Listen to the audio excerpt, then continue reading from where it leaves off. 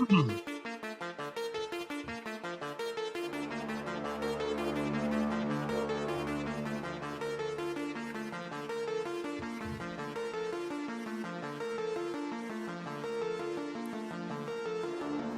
working.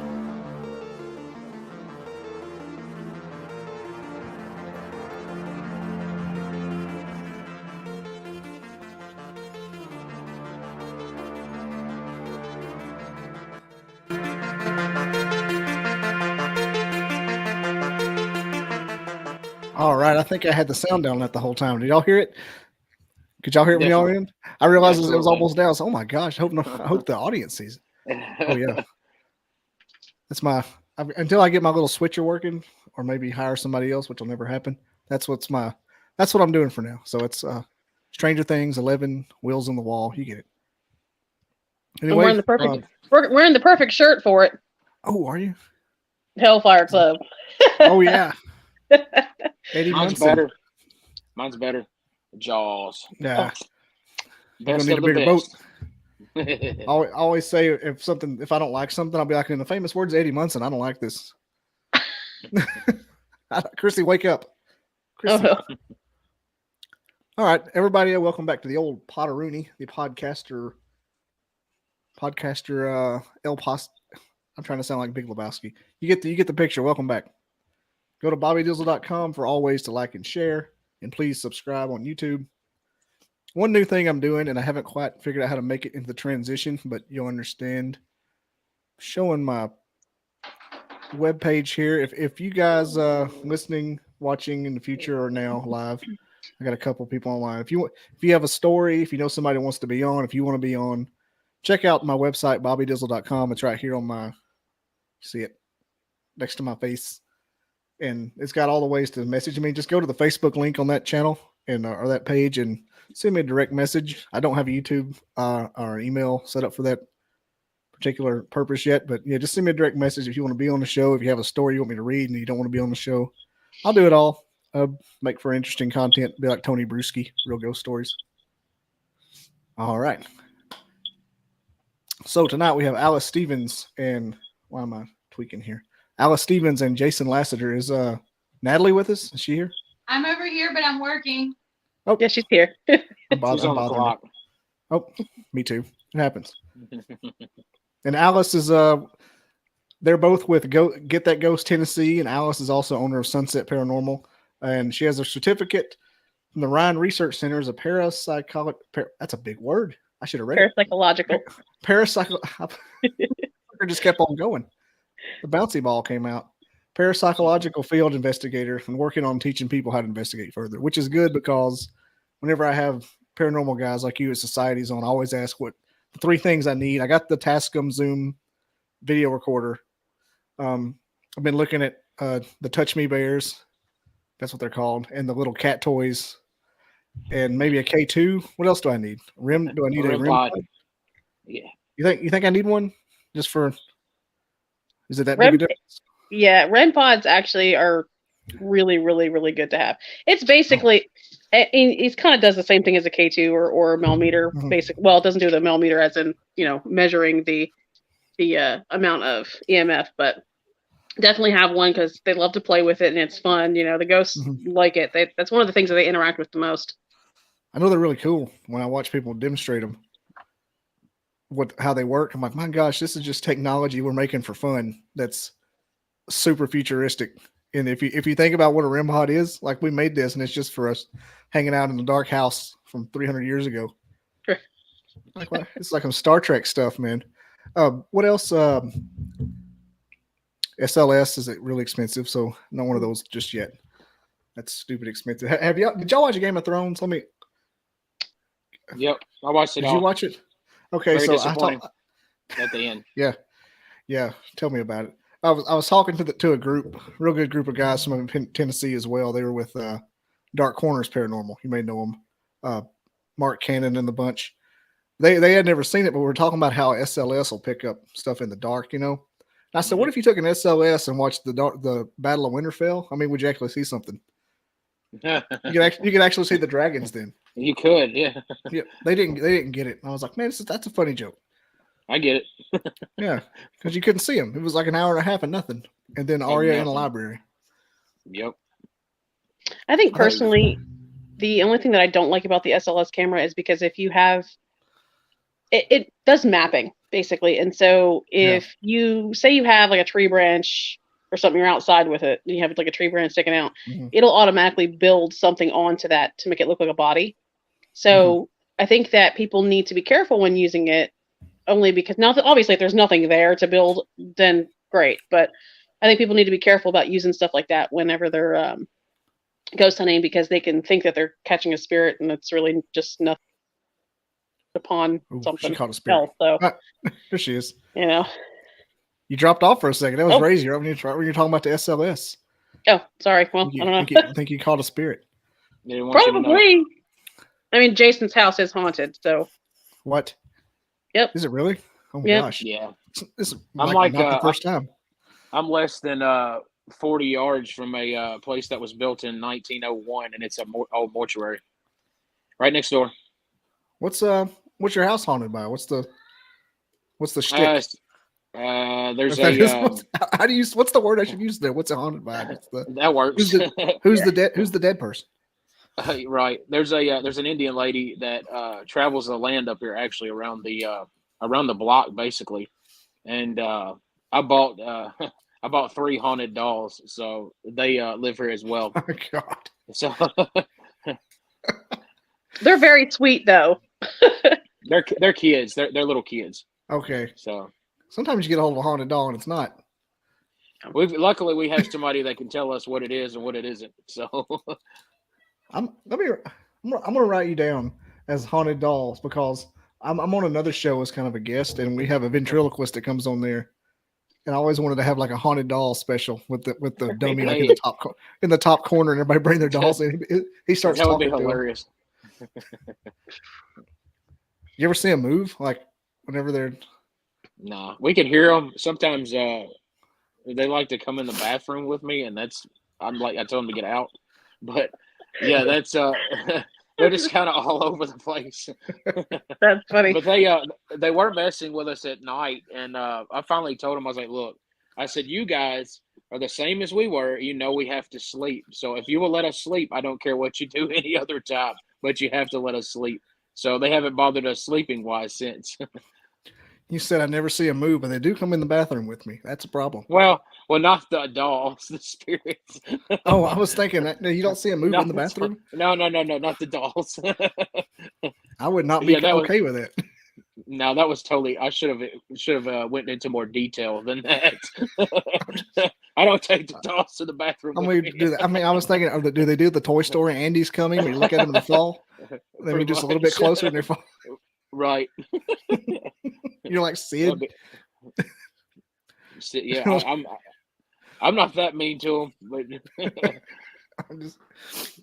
now I have a haunted doll. Her name is Margaret.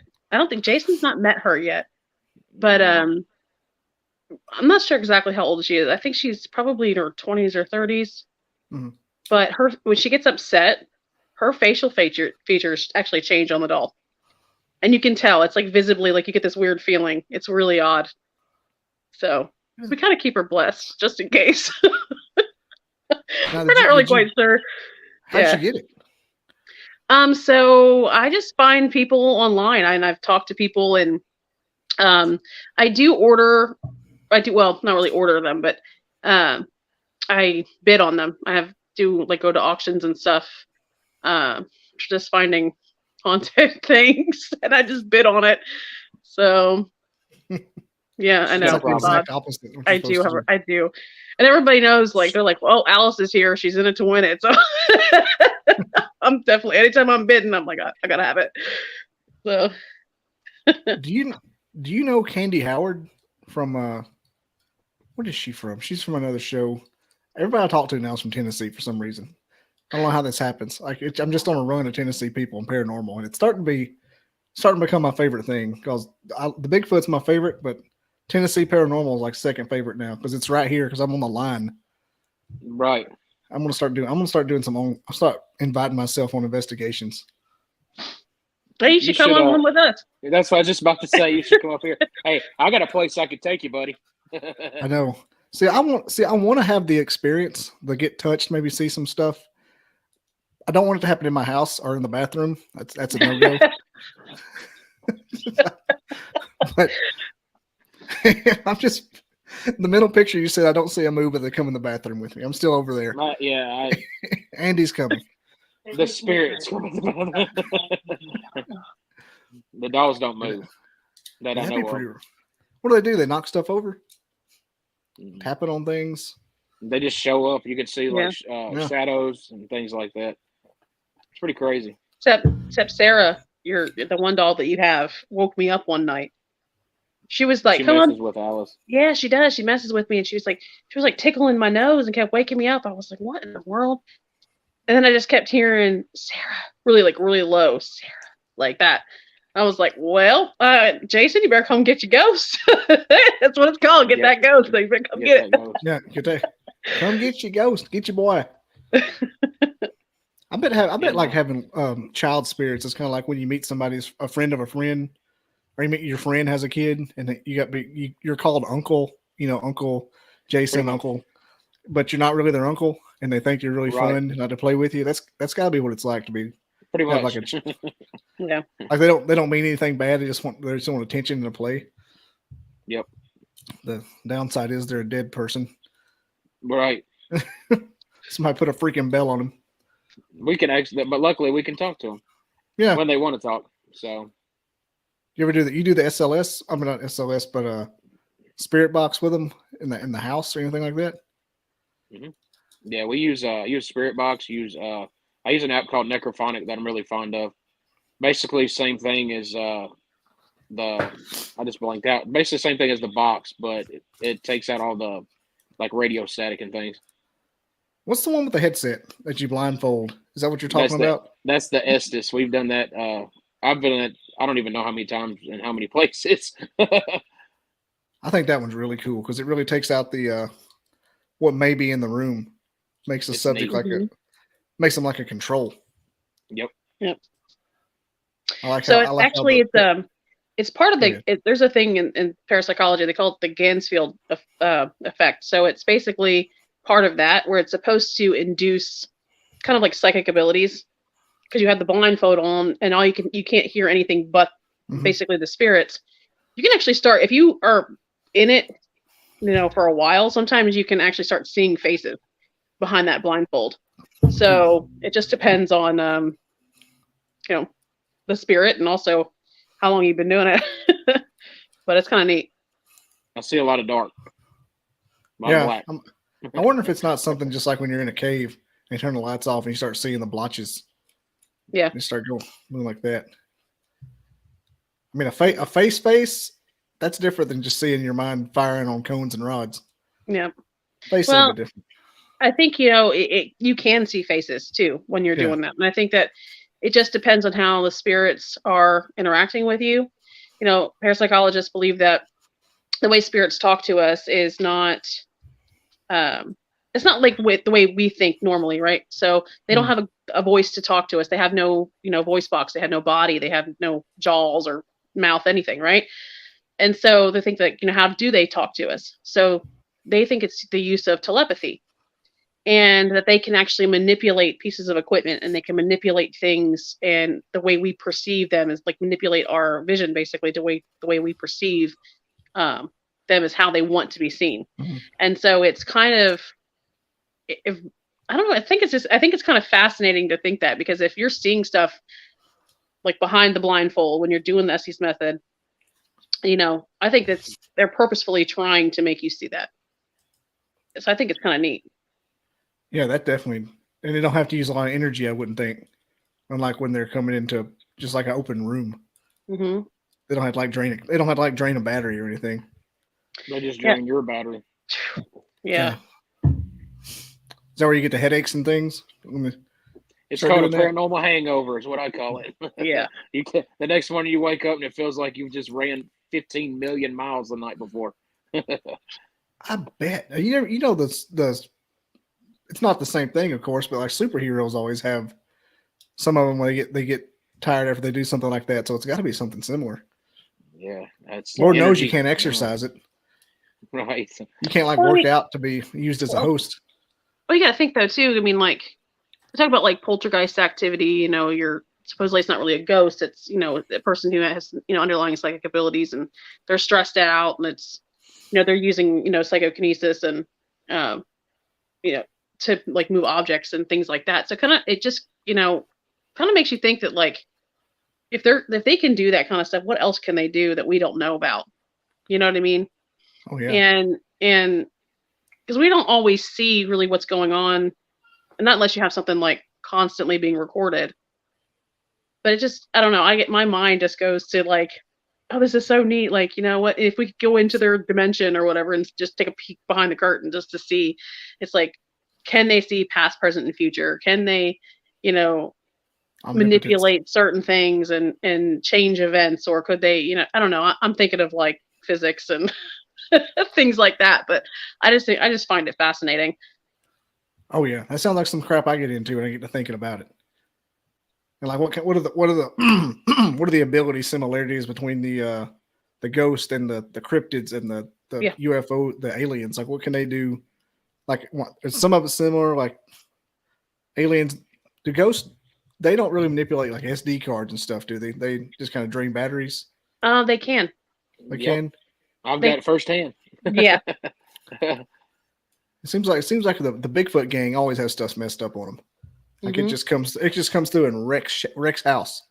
I've even had Bigfoot in Minnesota crash my router here, and I'm like, it's crash my laptop, crash my router. I'm on the horn one of these with a guy from Minnesota, and he's like, hey, if you could make your presence known, and everybody's blocked off. I'm like, or cut off the call.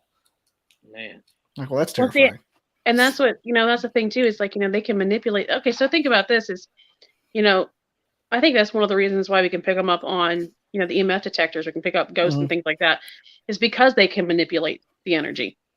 It's not because they're because they give off their own EMF. It's because they purposefully can manipulate it. Just like spirits can't be seen by light, right? There's no light to reflect. They can be reflected off light. So if that was the case, they could be. Then we'd be seeing them on every single video camera, right? We'd be seeing them all over the place. Oh yeah. The thing is, we think that it's more of that they can manipulate that camera to want to be shown, to want to be able to use that piece of equipment. And so that's where it's like, you sit there and think about like all the stuff happening, like with Bigfoot, with aliens, with, ghosts, all that stuff. It's like, what is really going on here? Makes you wonder. And if you watch Skinwalker, I think that show is a good demonstration as to what they can do. Because it's like all modes of electronic tomfoolery. Oh, you're talking about the Skinwalker's Ranch or whatever? Mm-hmm. Yeah. They did that That's one. a good show. I like that show. It's very scientific, yeah. though. And Jason knows how I am. I'm a nerd. Dude, I really am. I'm all like about science and everything. And it's like I'm more of a skeptical believer. I believe in things, and I've seen things and I've experienced things. But I'm more skeptical, as in I want to make sure that it's normal before it's paranormal. Like, is this actually really happening, or are we just tricking ourselves into believing that it's happening? So I think that's another reason why like the equipment actually comes into play, makes it easier too to use, because then you're like, okay, that shouldn't be happening. So I think it's kind of neat, but. Oh, I love the scientific factor of it. I get really frustrated when they're like universities and stuff don't utilize the stories that are told by, go as far back as Native Americans to now with certain legends like ghosts and Bigfoot and everything. And like maybe experiment with those things and see if they can make something happen there instead of thinking it's a monkey, it's a ghost. Like everything's in this, rock hard reality. Like, can't you try something else? Maybe they do. Maybe that's why they don't tell us. Maybe that's why they just try to make everybody a quack. I gotta think though too. I mean, parapsychology was taught in schools for I don't know how long, and then they finally just kind of like dropped it off because they think it's like a pseudoscience, where it's just they don't really want to consider it an actual science because we can't really bring ghosts into a lab and test them like we could, regular things. So, but the thing is that, they need to bring it back in schools. I mean, there's definitely a place for it. Obviously we have tons of ghost hunters want to go out there and they want to learn the proper ways to investigate. but there is not a lot of places, besides the Rhine and besides some of these places that will teach, parapsychology or teach, the proper ways to investigate. I love the Rhine, but they don't really teach the hands-on portion. And I think that's what Jason and I are trying to kind of build and get together, is that, we're trying to teach people how to investigate and really what to do, what to look out for, what not to look out for, because people could trick themselves into believing they're seeing spirits and they're not. Oh, yeah. So, we're really trying to instill in people, the proper ways to do things, but also to really just to help people, because I know there's a lot of people out there who need help, clients and everything else, but, other ghost hunters who are younger than us, we're, going to have to leave something behind for other people. It's not, you have a lot of these, TV stars that they get on there and they're like, well, we don't train. And I'm like, well, you should be training. If you guys are doing it appropriately and you guys, say that you know what you're doing, please train, do something, help other people learn. Because if they want to learn, it's better to have somebody who's, knows what they're doing come into somebody's home and to help them than people who are just going to make matters worse. Oh, yeah. I think, so. You kind of mean like people that go in like guns a-blazing, trying to piss off the entity? Yeah, they do. Yeah, Bad attitude. Also too is that you get a lot of amateur ghost hunters who come in and they're there for the experience. They're not really there to help the families. Yeah, it's like a ride for them. Right, and it's like if you don't really know how to really investigate properly, how are you going to find out what the family is actually dealing with? And so that's where we're trying to, because it's like they probably don't know how to handle a poltergeist case. They probably don't know how to handle, and that's there's a lot of different things. I mean, and Jason and I had it wasn't a poltergeist, but we and this is a get that ghost, but we went through something that was pretty intense, and I can't really talk much about it, but all I can say is that we had basically it was to the point where we couldn't walk for a couple of days after. I mean, it felt like energy kind of went through us. There's not going to be much after that scares me. I'll tell you that much. Yeah. Wow. So yeah. What can you talk about with it? That's pretty rough. Bad situation. Yeah, bad situation. Well, I mean, we weren't sure if we were going to call priest in or what. Let's just put it that way. We were old priest and a young priest. Yeah, it was pretty bad though. All of them. I mean, fire everything. Call them all. Oh yeah, burn them all. Well, it was odd because the place was kind of perfect for demonic infestation and things like that. So we were just like, yeah, we don't know. I don't think it's a demon. We don't think it's. But what really kind of freaked us out was, when we started praying and blessing the property and stuff, this thing started like growling in Jason's ear. Now I didn't hear it, but he heard it.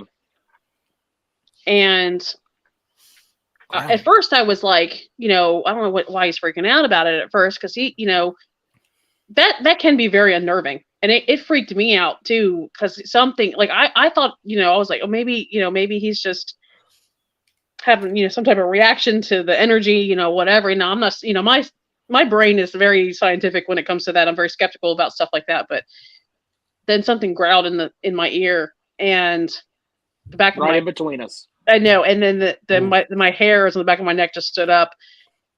I've never threw up a crucifix so fast in my life and spread holy water. It's like spray and pray. Yeah, literally spray and pray. Yeah, and it was pretty intense. Now, do I think it's a demon? I don't really want to say it was a demon, but it wasn't nice. It wasn't nice. Yeah, as I said, let's just put it that way. It wasn't nice. Not at all. No. But yeah. I think that when you have investigators come into places like that, like amateurs coming in, and they come into places like that thinking that, I'm just going to have an experience and have fun. Then they get in there and then they're dealing with something like that. Then, I mean, this thing scratched not only me, but also Jason. I still have a scar from that itches this day. Yeah. To this day. Does it ever do anything like wake you up in the middle of the night, throbbing or anything? Nope, it'll Maybe just watch it. randomly itch, man. It's weird. Like it'll just randomly itch. It's the weirdest thing. That's crazy. Yeah. And I had I on could- jeans, jogging, underclothes, jeans, and jump boots, and never went inside the house and got that scratch underneath all that. So, Yeah. yeah. There's no mistaking what happened. Right. Man, it was bad. Wasn't like a dead cat or anything. Definitely. No, it was we saw whatever it was, and it wasn't, I don't know. It was hiding behind a tree. I don't know what it was. It was like staring at us, and it was We saw it. It was like a solid black mass. Ooh. And you have like eyes or anything, or red eyes? And no. Now I had an experience. I did have an experience with something that was okay. So we just moved into my apartment that which I'm moving out to. I'm out of right now, but the apartment that we're living in, we just moved in. That the landlord was like, she's like, "What do you do for work?" And I was like, "Oh, I'm not really working right now, but because I'm a stay-at-home mom, and my husband works. He's truck driver, so he's out on the road all the time." And I was like, "Oh, I'm just a stay-at-home mom, this, that, and the other," and telling her about all that. And then she's like, "Oh," she's like, "You don't do anything?" I was like, "Well, I was like, I do some, ghost hunting and stuff." She's like, "Oh, you do ghost stuff?" I was like, "Yeah." And then she's like, she stopped and paused and got really quiet. And she's like, "Will you take this apartment that we have?" And I'm like, "Sure." I didn't think anything of it. And I think it was only a couple weeks after I started seeing this apparition of this woman, gray hair, like down to here, whatever. And she was just walking through the house. I'm just like, what in the world? And then my sister would was bring this her your kids over. apartment or someone else's? Oh, this was my apartment. Oh, and so much worse. Oh yeah, and so the kids kept saying they didn't want to sleep in the other room because they were scared of the closet. I'm like, okay, that's odd, And I being a paranormal investigator, of course I'm going to listen to the kids. Of course, that's the thing that I'm going to think of. I'm like, I'm going to have to, the kids come first always. And so I remember this one night, I didn't think anything of it, but I was walking down the hallway. I didn't feel anything odd. I didn't have any kind of weird sensations or anything. I look over into my daughter's room and I see this black figure. I mean, I'm talking about like blacker than the back of the screen that we're recording on. And and long fingers, red eyes. I didn't have a sense of like dread or anything. Nothing came over me, but I was like, "You get out of my house in the name of Jesus. We ain't doing this." Like I was like, I do not think so. Like it at that point I was like, okay. So I got some holy water and some oil and I prayed over the house, blessed the house. I didn't have any issues after that. Didn't have any kind of nothing. The kids said they were fine. They didn't have any issues with that. The rooms feeling weird or nothing. They weren't scared of a closet anymore. But it's like, when you have something like that and you're trying to rent an apartment to somebody, you should probably tell them, "Hey, your apartment's haunted," or, but I don't know if they have any kind of like thing that they have to tell you, but it was odd. Really haunted. Yeah, it was a lady walking around. Yeah, a lady in whatever this thing was, and but the lady actually kind of creeped me out more than the other thing, which is kind of funny. I don't know why. I think it was just the way she was like walking. It was just kind of reminded me of The Ring. I don't know. Oh no. It's just really creepy. I don't want no part of that. So I'm going to throw my 2 cents in on the training situations.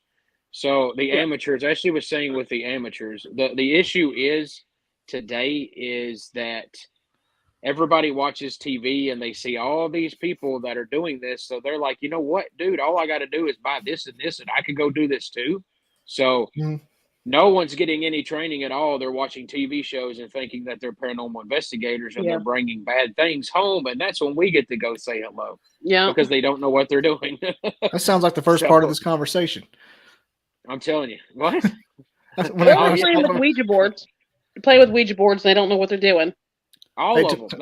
That's the to my defense, I'm going to go with people like you if I do go. I'm not going by myself. I just want to be an attaché with a camera and maybe do like a 20-minute show afterwards. There you go. I'm not stupid. I'm Catholic. I'm not going in raw. Exactly. See, that's what I'm saying. You know exactly what's going on. That shit's real. I mean, as bad of a Catholic as I am, I know it's real. Yeah, people don't believe it, but I mean, we've got personal accounts. I've got videos now that I'm about to post from a place that we're more than likely going to have for our trainings and to possibly bring folks in to investigate. So it's going to be a pretty big deal, hopefully, if it works out. So, but I've got evidence from that I'm about to post soon on my Facebook. So is that going to be like your home base? And that's what we're aiming for. Yeah, because I know most groups like yours, like I'd say all of them have like the home base, like the home hospital in the town or the home, haunted mansion. I've got 3 in the works. So see, as obsessed as obsessed and ADHD, what's the word, like hyper focused I get on things, I'll probably have my own before you know it too. There you go. I'll probably have to find something, and the way I didn't really understand it until I started getting into it, more than just a really fun thing to watch on TV. That every place is haunted. It just depends on how bad it is. Like a new Walmart could be haunted. That'll freak you out. And not everything is a friggin' demon, folks. Not everything that you walk into in a house is a demon. Every TV show has demons. They're not demons, folks. It's a rare occasion you're going to run into a demon, folks. Unless you conjure it. Don't do that. Yeah. Don't try this at home. Every paranormal group says that exact stuff too. It's not a demon. It's not always a demon. It's not always a demon. Everybody thinks it is. It could just be somebody who was an asshole in real life. Yeah. Well, people can't just understand it could be an asshole. It could just be mean. It doesn't have to be a demon. Because I guarantee if I was a meaner person and died, I would probably be that way too. They think I was a demon. Exactly. So I would love to mess with people if I was dead and didn't have anything else to do. Oh, I plan on it. As soon as I'm going to train my kids how to do this, and when I die, I'm be like, hey, I'm coming to find you. It almost sounds like my version of heaven is messing with people who are alive. That's funny as crap. Like, you can go to heaven or you can mess with people for the rest of eternity. Can I go to heaven when this is done? Yeah, can I use that first, the people option? Can I get like 100 years of just messing with people? Because I'm going to go wreak havoc at a Starbucks. Yes. See, I want to haunt like the new Whataburger down on Main. This felt like the most random place. Yeah. I'm gonna run around quoting office quotes to everybody on their EVPs. I'm gonna say that's what she said about 1,000 times. I had somebody on Sunday who had an EVP of a dead teacher saying no running in the hall. We got a fart, dude. How does that happen? No lie, bro. We're sitting on a couch. We had it as a home investigation. Oh, I forgot about it. It's me, Natalie, and Alice. So Alice is sitting on the couch, and me and Natalie are sitting on the couch, and the owner of the home is sitting there. Well, we did an EVP sitting there, so we all heard each other. Did the EVP, went back in. Well, sure enough, there's a nobody farted. I about died. I said, I've never in my lifetime thought that I would get a ghost fart. Speaking of a haunted asshole. Exactly. That's known as a tie-in. That's known as a tie-in in the business. There you go. Anyway, so it really happened. I couldn't believe it. I was just like, really? You know, they they probably probably like you either. What type of establishment was it? It was a home. It was a home. Okay. Yeah. I'll say cool if it's like an old frat house or something. That would be funny, but no. Like a Masonic lodge or something. We've had some pretty cool stuff we've gotten to do. We've gotten to do, I couldn't tell you locations, but we've done a city hall, a fire hall, library. We've actually gotten to go in government places that are open, but of course we don't post anything or take pictures. But I don't know what it is, man. I get us some cool opportunities up here. I think it's because I grew up here, I guess. But I get us into some really cool places. So, man, my building, I work for the military, and our building is haunted, and stuff happens like during the day. At night, the guards walking around and hear things. It's incredible, and there's real no way to record it because you can't have a recorder in there. Right? Yes, you're going to miss out on it. I was told by certain people that could tell me to do it that since I work for the department that I do, I could probably get away with it. So, but then if I find something and I get like the perfect EVP, I'm like, well, who do I tell that I have it? Right. Right. What'll happen is late at night, you'll hear typing, just somebody going crazy on the keyboard. Wow. And I've heard it during the day back when we were the only people in the building, during COVID. Well, the military has a lot of, ways to do things. Like they have certain ways that they do things, so it's probably a lot of residual energy. Yeah, it's doing stuff over and over and over again. It's close to 100-year-old building. It was built in the 50s, I believe, and they've gutted it twice and rebuilt it. One of those old World War II buildings. So God knows what's in there. I had a medium on here one time. Hello, Brenda. Meant to say that. I had a medium on here one time. I think I was being cold. I think I was being cold read, but I still think it was cool what she said. And it was like there was a bunch of school kids in there and some old grandmas and a priest for some reason. And there was a tornado that happened. Like I said, I don't know. I don't know how accurate that is. It's a wild combination. I mean, what for where it is, it could be because it used to be a plantation, like Redstone Arsenal, NASA and whatnot. Yeah. So it used to be a plantation back in the day, and there's slave graveyards all over the place and old family graveyards, and I mean, it could be that part of Huntsville used to be just nothing until Von Braun showed up making his missiles. Man, Brenda says they have a lot of secrets. That is an understatement. Most of them are very, very, very boring. And you would think military secrets would be exciting. Nah. The secret part's the least exciting part of it. Like, this is just math. I gotta send you this video I got at the house of a little girl laughing.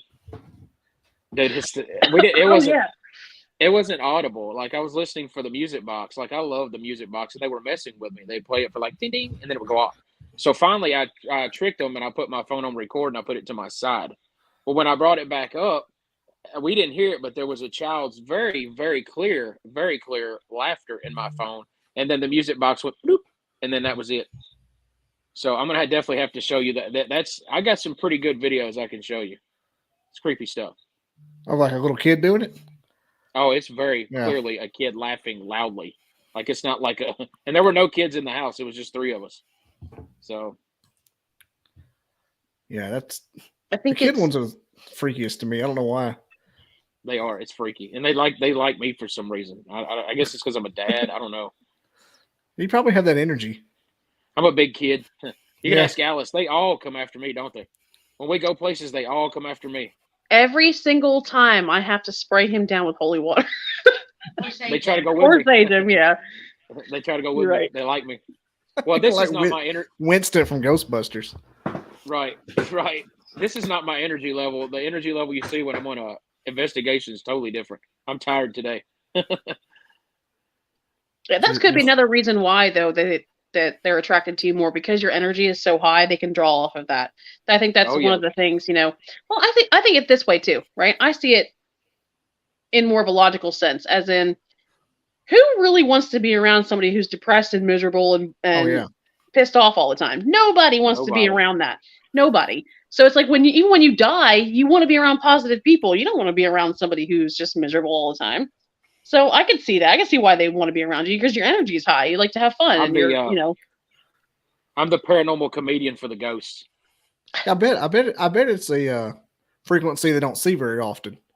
Oh, yeah. I'm sure, because I throw it out there. I've got a video, if I can ever get it, from my AV guy, of me in old South Pittsburgh in this room. The guy named Jim. Well, Jim likes rock music, so we put every device we had on a table around that room. And I started playing Creedence Clearwater Revival. And Jim made every device dance with me for 30 minutes. Every time I changed it, the devices, some of them started going to the beat. It was wild. We got to get that out there. I have to stalk Brian and tell him to give me his camera. I know. We got to stalk him. He won't give it to me. So. Not very far from South Pittsburgh. That's where I used to go buy beer in high school. Heck yeah, dude. There you go. I was raised about 20 minutes from there. Have you ever been there? To the hospital? I've been by it. I've never been to it. There we go. We'll take you to the hospital. It is definitely worth it. I remember it's cool. When I was over there, I think it was me, Karen, and was it Denise? I think it's Denise, right? Is that her name? Yeah, Denise. Yeah. And so we were by this one spot. I can't remember exactly where the bathtub room is or whatever. And my millimeter shot up to it was like 190 something. and I had this really sharp pain in my side. And then I was like, "Did you hit me?" And then Karen was like, "Or did you know who did?" And like the meter just dropped back down to 0. And then she got an EVP when I said that. The EVP, it said, "Yes, I did." And so I was like, "What in the world?"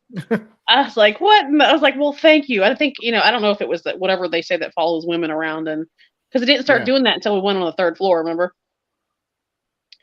Right. But yeah, I don't know.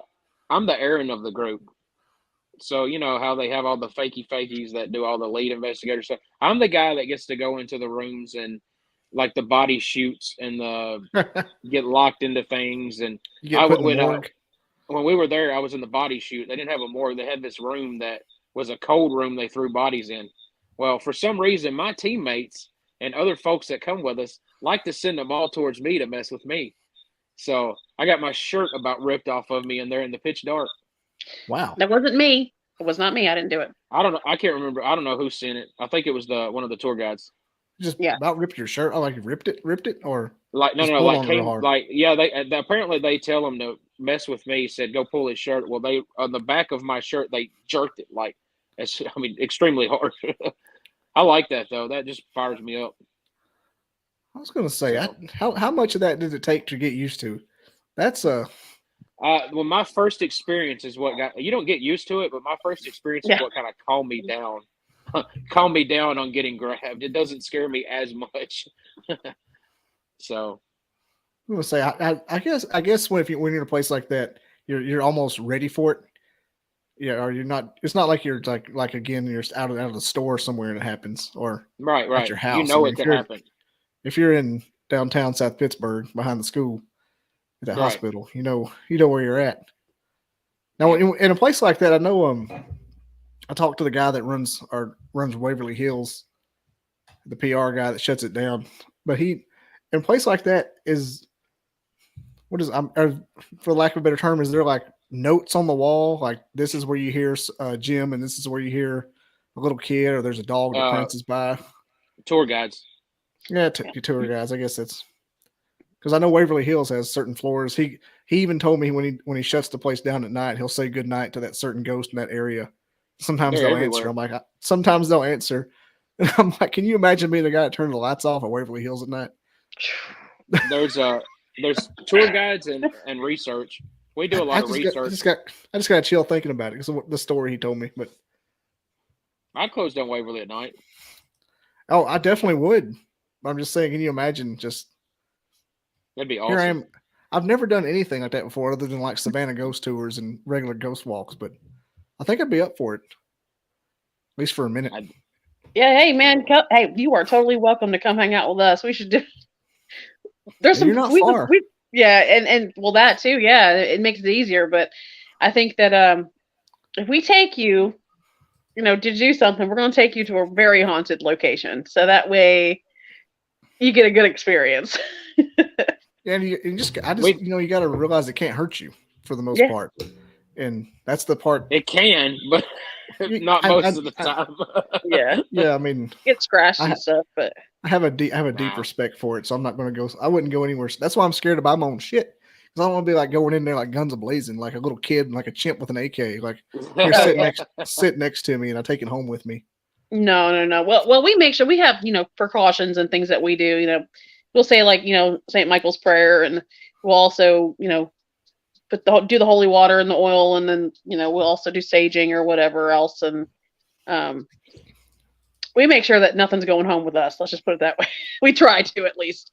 I've had times where I've saged and I've prayed and done holy water and stuff still followed me home. So it just depends on the type of spirit and where you're at and, what you're doing. That kind of stuff. So it just depends on, really what's going on. Does it stay in your house for long, or is it something you got to get rid of?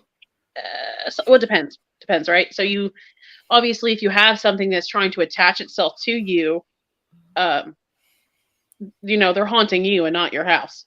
You know what I mean? Yeah. So you gotta remember to kind of, stay prayed up, stay in that situation where you're, taking care of yourself spiritually, mentally, physically, that kind of stuff. But also, use the holy water, use the sage, do the techniques that, you know, are supposed to be cleansing techniques, basically, to cleanse your space, your aura, what they call it anyway, things like that. So that way you're, you know, trying to get rid of these things. You're not trying to keep it, right? So but you just want to kind of keep doing that, and obviously you'll have times that you'll have stuff like I worked at a ghost tour in Chattanooga, and this kid would follow me home all the time, every time, and I think he was scared because there was like fireworks and stuff in town.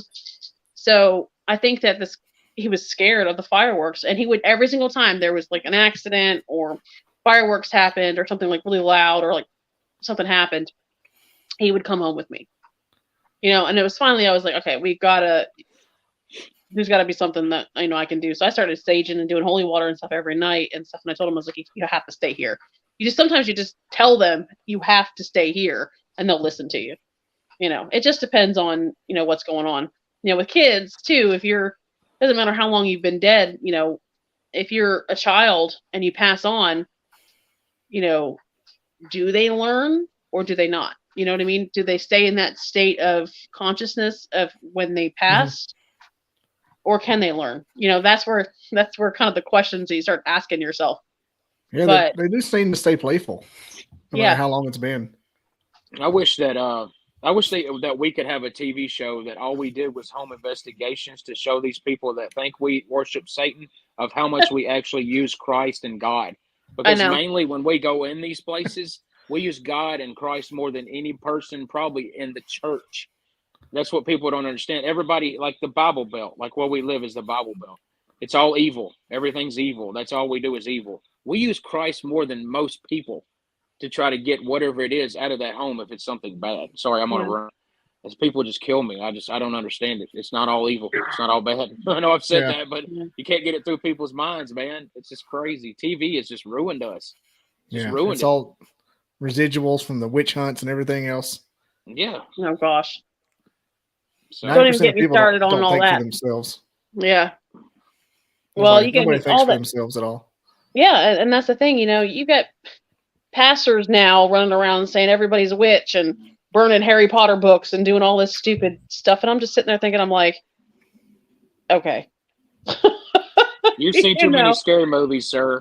You've seen too many scary movies. This isn't Charm or whatever in the world that show is with the witches. But yet, see, you know what bothers me? And I'm gonna get Sabrina. And I'm going to get on a little rant here, and this is totally, you know, what bothers me. And I'm a Christian. I believe in God. Obviously, I've been talking about God the entire thing. But what bothers me about this same pastor that's doing that actually cheated on his wife and married his secretary. But yet, we're the evil ones. We're conjured demons. Didn't you know that? Yeah. Yeah. So that's what I'm saying. So, you know what I'm saying? It's one of those things that's like, I just, you know, you got to take everything with a grain of salt. You know, with what anybody is telling you, it's all demonic. No, it's not. You know, or even go to hell, right? Yeah. Well, it was not even just that. I mean, even you get paranormal investigators are running around saying everything's a demon. I think it's sold more at first. Now it's just like shtick. Now it's just something. I think they scratch themselves half the time, especially on TV. Yeah. Oh, I'm sure. Like the scratching doesn't happen that often. I talk to guys like you all the time, and the scratching's like most people had it like once. Like one member of their team one time over 10 years, like it happened once. I've been doing it since I was 12, and it's happened to me one time, and I'm 39, about to be 40. So that shows you it doesn't happen every single time you walk in anywhere. Hey, I'm 39. I'm 39 too. When's your birthday? August 7th. Oh, mine's the 9th. Wouldn't that be wild with the same birthday? You got me about 2 days, dude. Then we'd have to be best friends. Mine's August 9th. Did we just become best friends? Yep. Don't put your scrotum on my drum set. Yes. I know you weren't watching Cops because Cops doesn't come on at this time. What is it? Oh, shit. Totally irrelevant. I can't believe we're doing movie quotes now. But I've got I do these podcasts, and I got like paper here, and they all have different notes, and there's no rhyme or reason to any of them. And I said, and one day I'm going to go through them, like, what the hell was I thinking? Like, I really got to stop doing drugs, podcasting. But Way to be honest. Amen, amen, brother. Amen, brother. I said, We'll I said, pray it looks like for the- you. I said it looks like the IOUs from Dumb and Dumber. It's like $250,000 new Lamborghini. $250,000. Gonna want to hold on to that. It's just That's a big awesome. mess. That's hilarious. Sport Cat says he's not sharing best friends. Hey, whoa now. You can have more than one best friend. Bold move of a Tennessee fan thinking I think you're my friend at all. Ooh. Oh, Ooh. Well, inconvenient pass interference space. Well, I don't want to get into all that. We'll I'll just start leave it where fighting. it's at. We can't get into all that stuff. Oh, I would love it. That'd be hilarious. Natalie start playing Rocky Top. You don't want to do that. Oh, it's She fast. knows I love that song. Every word. I'll Oh, say I love that that at the top of my lungs. That's what wakes her up in the morning. Hey, That's- I know Hey, every can you single. not I show know the every, table over there. you see it? Alice, That's can you Natalie. not show the table. Oh, sorry. Yeah, Hey, can I you know- not I show know- the table? I know every word too. It's I a good got- song, actually. I got Even if it wasn't for the Vols, it's a really good song. I got Mount Cody and I got Tennessee getting tackled behind me in two places on each shoulder. I love that song though. I love the Osborne Brothers version of it. That's what we listen to. That's her alarm in the mornings. And this is like I got. Oh God, he showed up right when I said that. My friend T-Bone here. He too is a Vol, but says I'm all the time in Tennessee. Like I'm all the time in Gatlinburg and in Nashville. It's the nearest place, and I like pancakes. Fuck me, right? And There you go. I guess we'll get pancakes in Gatlinburg, yeah. Oh, don't they? We came from the Outer Banks through that way last week, and I'm like, man, Oh, nice. I said we need to stop at the last chance flapjacks Awesome. because that dang Bucky's wasn't open yet. We're getting like- one up, possibly up the street. Oh yeah, because when I start listening to Rocky Top like just randomly It's good stuff. You because I gotta like play. the Flat and Scruggs, Osborne Brothers. Then they did that little spooky version last season. Yeah. You know what I'm That's talking good about? And I thought I'm like I secretly enjoyed it. That's all right. So he says I like Tennessee. When did you change your thing to a ghost? Well, I didn't know he did that. I love Tennessee, Kevin. Yeah, Tennessee's a cool state. It's Of course, okay. I like most southern states. It's okay. I'm kidding. I'm joking. Well, obviously, I live here, so Yeah, it's a fun state. That's When what I was start about to looking say. for land, it is a fun state, though. I'm not You gonna should lie. come up here. You should come stay up here. This is the country where we're at. There's a bunch of. I mean, this place has been here since 1796. So Whoa. that tells you how long it's been here. Yeah, our square in Springfield has literally been there since 1796. really. So a lot of haunted places. You know, when I start looking for land, I'm gonna start looking in the Flintville area and the Pulaski area. That's in my top 5. Pulaski's a good area. That's a nice area. I'm from Scottsboro, just below South Pittsburgh. That Yeah, county. okay. So Yeah. I'm used to my heart of hearts, I want to go back there, but I literally don't like most folks I went to high school with. Gotcha. If I didn't like, I want to go back and like hang out with my family, but I know the residual haunts are going to be folks I hate. If you know what I'm There saying. you go. The hitchhiker. Hey man, you're effect so is- close. You'll have to go with us somewhere for sure. You're that Oh close. yeah, I mean, look, I'm We'll take you gearing out. up like I'm just now gearing up to get my podcast like rhythm going, and I'm sitting at 300 subs, and I think that I've ever started like busting out maybe once a month doing like an in person. I think that would take off, and I think I'm doing one back in Scottsboro, a place called Bedlam. I think I'm gonna try to Nice. do an in person one in about 2 weeks, but I don't know. Well, you just yell at us anytime. I got a perfect place to take you. Said Sport Cat says go. I would love to, and Heck you're not yeah. far either. Go balls. No, I'm not pretty far sure. at all. I'm pretty sure I could do that drive halfway in the bag too. I've done it Get your before. moon pies ready. There you go. Get your moon pies ready. Moon pies are amazing. Actually, have one right fun now. fact: the guy who made the moon pie is actually Lord. buried in the Union Cemetery in Newport, Tennessee. I've been to his grave. I've seen it. So, They put moon pies on it, don't they?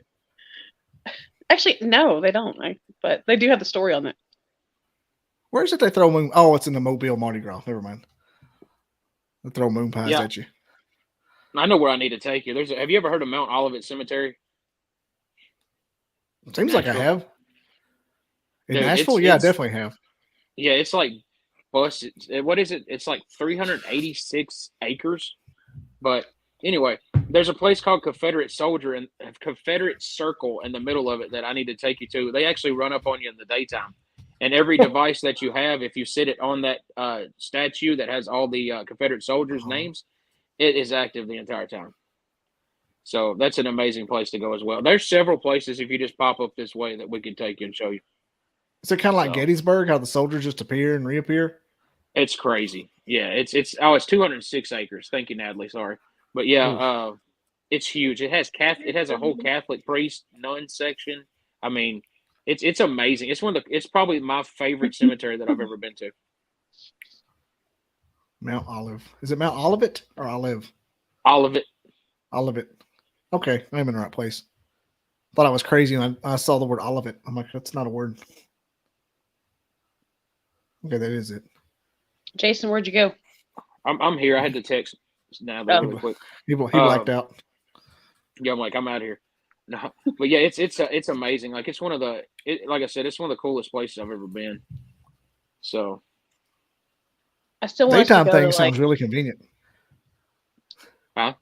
The daytime haunting sounds really convenient. Like knock it out over lunch. Right. Well, and that's the thing. That's another thing too. A lot of people think that like people only investigate during the dark, the nighttime. And I'm sitting there thinking, I'm like, that's not true. We investigate. We have to see like, is there, what time of day is there hauntings taking place? Because there could be residual hauntings happening during the day that people don't know about. Yeah, just all day long, over and over.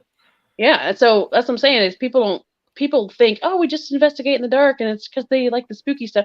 But most of the time, it's because of the cameras. Right, and because your senses are heightened in the dark. Yeah, but this is it. If it's haunted at night, it's going to be haunted during the day too. Ghosts don't sleep, folks. Ghosts don't sleep. If I had merch, I would make a T-shirt. Ghosts don't sleep. We should make a T-shirt that says "Ghosts don't sleep." There you go. Well, just how our stuff works only at night, so that's probably a lot of it. You pick up spirits easier and better, I believe, at nighttime with the equipment, like Alice was saying. This podcast is over. I'm starting ripping my microphones off. Wow, he's still bashing Bama. He's going to town there. He's got 16. Beautiful. He's got 16 years of pain. This is beautiful. No. Yeah, but that was like our Super Bowl, like a million times over. Come on, give us one, man. Give us one.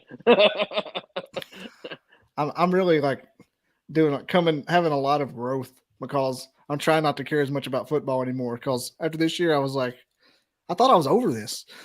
I don't even watch it, dude. I watched that one game. I don't even watch football. I'm out doing stuff all the time. I have an unhealthy attachment to it, and I wish I could get over it, and I don't know how. I think I'm just going to start going kayaking during the games.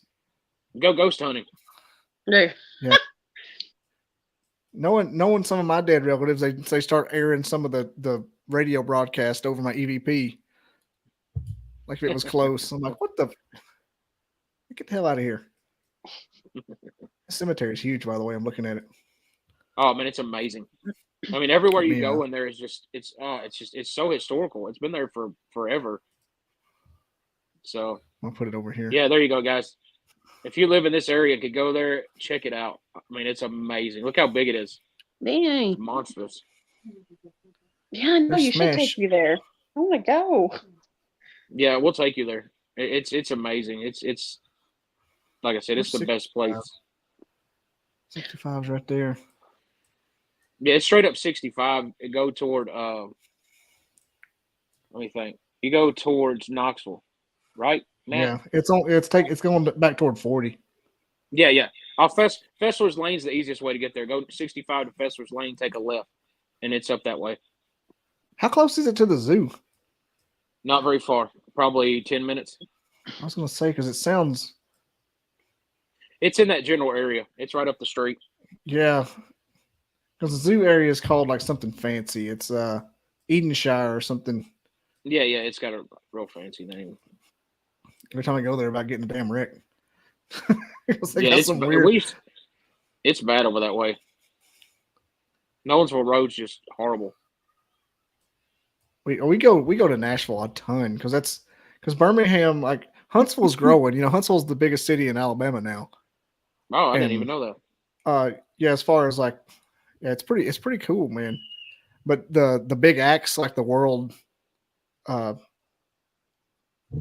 impression of Huntsville is not quite like to the level of getting. We get big comedians and stuff. It's starting to get bigger and bigger, but most of the time it has to be like Birmingham or Nashville. And the Birmingham area they got for the BJCC arena is not ready for an act.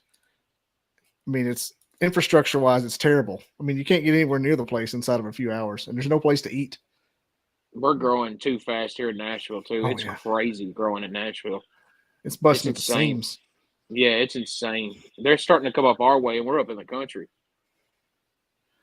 Yeah, I'm afraid that's the crux of living in someplace awesome like there won't be country anymore. Someplace pretty and cheap. Always listening cheap. Oh yeah, well, it used to be. Yeah, that place is beautiful. It's amazing. That's pretty. What is that? Is that Chrysler? That's my car. What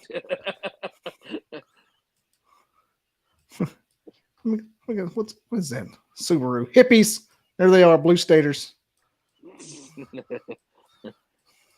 But if you're going towards it. You're going towards Confederate Circle, I believe. If you go back, yeah, I know where that one's at. If you take a right. That's wild. Yep, go back that way. Yep, go down the road that way to the left. Nope, the opposite way. I wonder if you can. It's only got little bitty blotches. That way. That would be hilarious if somebody was on there. Whoa, I don't know where you went. Yeah, it's only got certain little areas in there. Anyway, Confederate Circle is right in the middle, of course. Is why it's called Confederate Circle. But the stuff there's amazing. I mean, it just, even if you didn't go to, if you're on here and you don't ghost hunt, go look at it. Just go look at the history. I mean, it's Civil War, Catholic priests, nuns. I mean, anything you can think of is people-wise or anything, nationality, anything is buried there. It's crazy. There it is. That's Confederate Circle. That's where it's active in the daytime. On that right there, on that monument you said? Yep, that's it. If you set anything on the side of that monument, there's names. And if you set anything on there, any equipment goes off. It doesn't matter what it is. It's amazing. I'll have to take you up there, or we can meet up there or something. It's just big enough they can't tear it down. I like it. Yeah, it's wonderful. They can't get a scarf around it to rip it out. Nope. It's actually a lot bigger than it looks. It's pretty tall. Oh, you can see the old tombstones. Yeah, it's. I can't even describe it. Like you couldn't do it in a day. It would take you a week to see everything in there. There you go. There you go. Yep. Those stairs right there. Yep. So, it's amazing. That's weird. I wonder if anything's like underneath it, maybe causing that. I'm not saying. That's what I was thinking. Is like, there's got to be some kind of a logical explanation. That's my personal like. I'm not saying I don't want it to be paranormal, but I always want to. Well, the footsteps running. It's more fun if you can. The footsteps running up on us in the daytime is the reason I know it's paranormal. Yeah, we were standing there. Exactly. The footsteps on us. I could hear it in the gravel. Well, it was something running at me. It was a wild horse. Right. It could. But there's things like like limestone, other types of organic material that can cause more paranormal activity. So that it could there could be something. What he's saying, like geological or something too, is that could be affecting it as well. That was my next statement. That was my next statement. If those bricks are limestone, that it may be amplifying the shit out of it. They have intelligent interaction. Oh, do they? Like, cool. Yeah, they're intelligent. It's not like a residual. They talk to you. Like they react to the stuff when you put it there. It's not like you set the K2 down and it just stays full. They actually interact with anything you put there. Bouncing back and forth. Yep, and they'll answer you. It's wild. The tour that I was working at in Chattanooga, they had a little Confederate area down there, and we would play like Confederate type music and things like that for them to kind of see if they'd start interacting with us. And there were times they'd ask us to sing because we used to use the obelisk or whatever. And so when you're looking, using the obelisk, you gotta look for patterns and stuff. But they would ask us to sing them a song, so we would sing like Amazing Grace. You could actually hear them whistling behind you. Ooh. And it was like weird because it's disembodied whistling, and you're like, "What in the world?" It's the coolest thing. Here's going to be the most Alabama thing I've ever said. In my mind, when you said Confederate music, I'm thinking Skinner.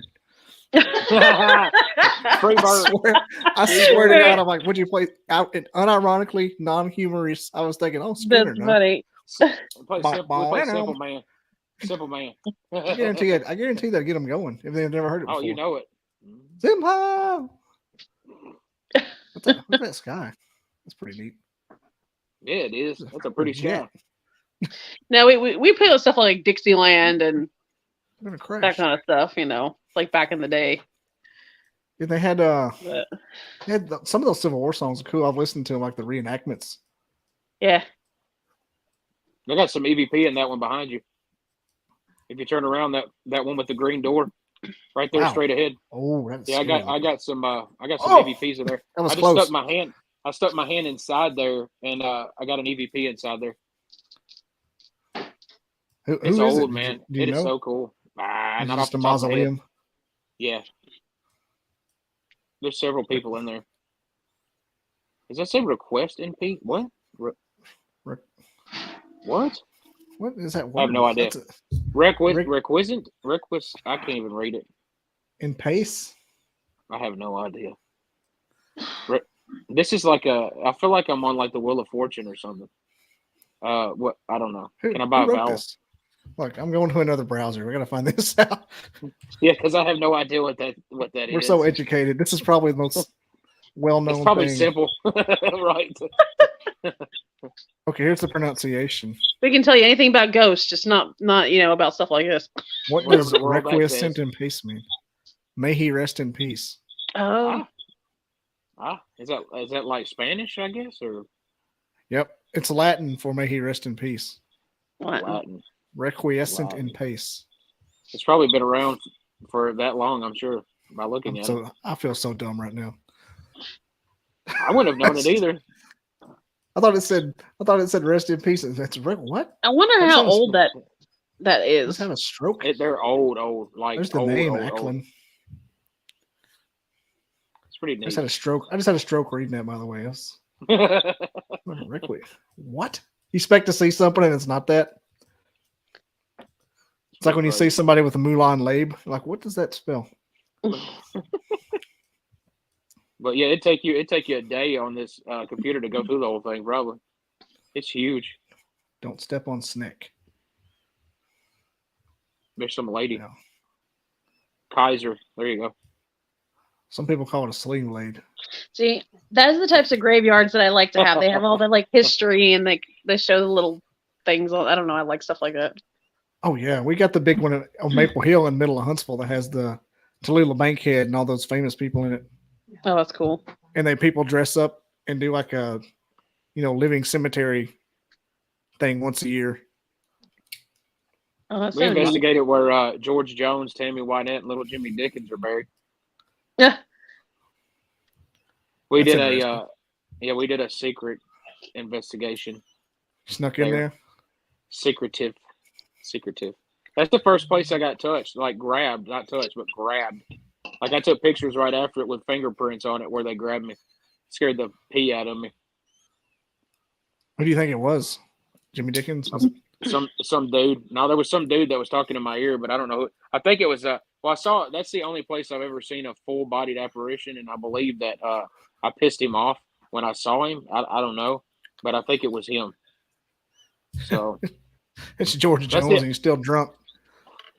He said, "That's what you hear on the EVP is I don't need no rocking chair," and you hear a lawnmower at the end of it. Mm-hmm. So yeah. Trying to make a little Jimmy Dickens joke, and I can't think of anything yet. Even though I like his music, something about a tater eating country boy. Tater eating country boy. Tater eating country boy. Or Brad Paisley goes and visits him. Yeah, Brad Paisley's awesome. Taking old cold tater.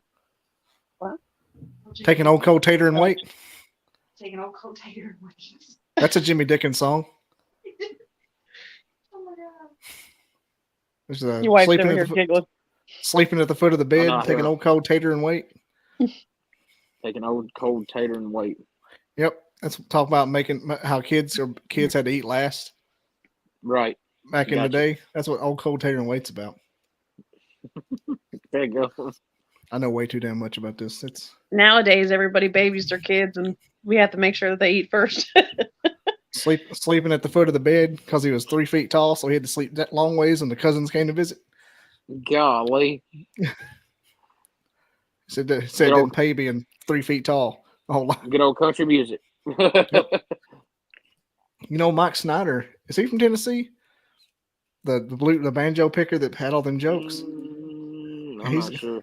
He's probably from maybe from Carolina, but he's got a song about what must have choose from once the grown-ups had their turn. Fresh peach cobbler without peaches. Melted ice cream. Where's Mike Snyder from? This is not relevant at all. That's right. I went off. 50,000, We took us on a 50,000. bunny trail. I should have said George Jones. We don't throw us off. We're way up. It Well, doesn't- George Jones' Spirit. There we go. I think you're allowed to talk about dead country singers if you're live from Nashville. See, yeah, there you go. So I Sure. should be able to. I'm pretty sure I should be able to. I'm giving you a pass. Well, there you go. I may have to. So where are they buried at? He's from It's Leeson, called too. Woodlawn Cemetery. Oh, I've heard of that before. It's huge. It's actually their mausoleum is shaped like a cross. It's 4 stories. It's neat. I feel like I might have known that because whenever they buried him, they talked about it a lot. Yeah, well, that place is pretty famous. It's got a lot of famous people there. Yeah. So it's pretty famous, I believe. I know the big Hank Williams one down in Montgomery is a big deal. Oh yeah, I'd like to go see that one. They got a hat on. They got a hat and a guitar on the grave. And Could somebody you stole imagine it. going over there talking to Hank Williams to get a good EVP? Could you imagine?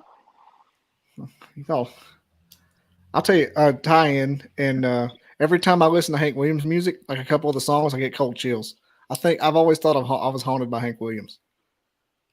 Like he was like That'd a be cool, low key, not a guardian angel, but just like a guardian buddy. There you go. I don't think he could be an angel. I don't think he could be like a guardian spirit because he'd be just hammered 24/7. Yeah, because We're I in hope men's- that one day Willie Nelson is mine. Yeah. Why does it smell like skunks all the time?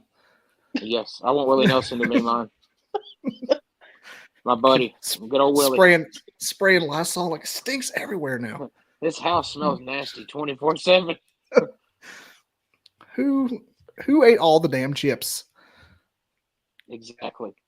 The You EVP see is a just bag of crunching. chips- A bag of chips floating around. Put the is chips how down, they- Willie. Damn. This is how Dave Chappelle wrote his stuff right here. There Just you go. Brainstorm. Hey, that's the best way to do it. That's hilarious. Did you hear that? Somebody coughed in the background. It wasn't one of us. Yeah.